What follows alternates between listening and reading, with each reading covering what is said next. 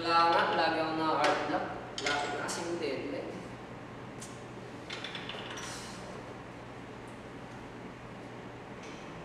Bago ka lang mo dito? Parang ngayon lang kita nakita. Hindi sa likod lang ako nakaupo.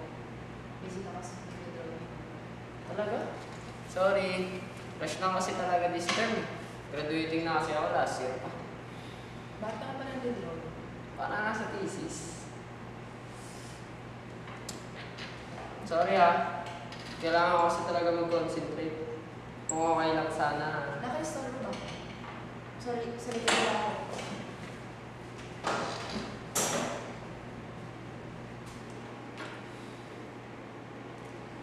Ano yun? Story. Para saan? Sa character painting.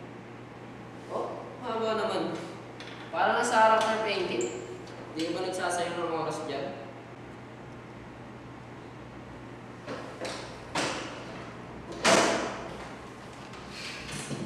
So, hindi nagagalaw yung character.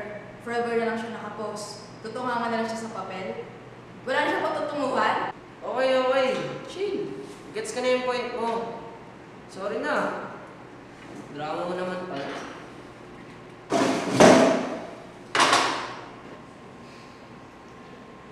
Baka kailangan na ng school sa painting mo. Mga trabaho ko sa'yo. It's about a boy. Superhero wannabe siya. So, pumasok siya sa superhero group. Parang X-Guys or JLP. Wow! Bago yun Tapos? So, gusto niyang matuto maging hero. Kaya inaral niya lahat ng training sa mga kasama ng Supergirl. Yun pala Hindi kilala niyo yung mga sikat na superhero. Yun ang problema. Sabi ni Esman, lakas ang importante. Sabi naman ni Diman, utak daw, tapos sabi ni Ketan, bilis daw. So, alam niyo yung inaral niya dun? Lahat. Ayos Pero wala sa tatlo yung inaral. Dahil doon, walang pa rin yung lakas. Utak or bilis. Sa kaka-training, nakalimutan niya na yung superpowers.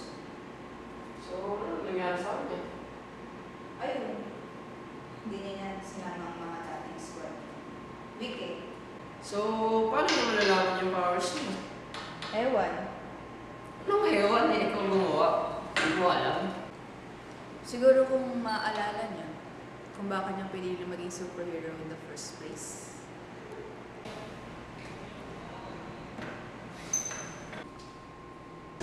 Uy guys! Time na! May magkaklase na dito! Sige.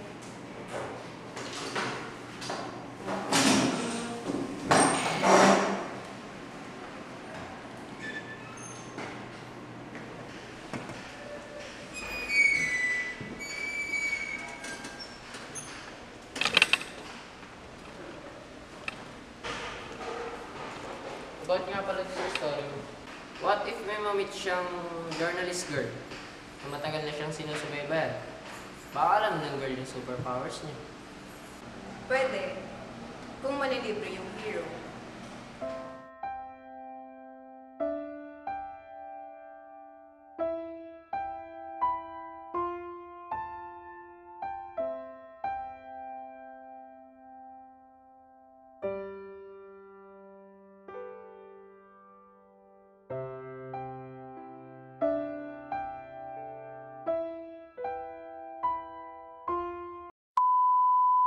Believe me, just watch.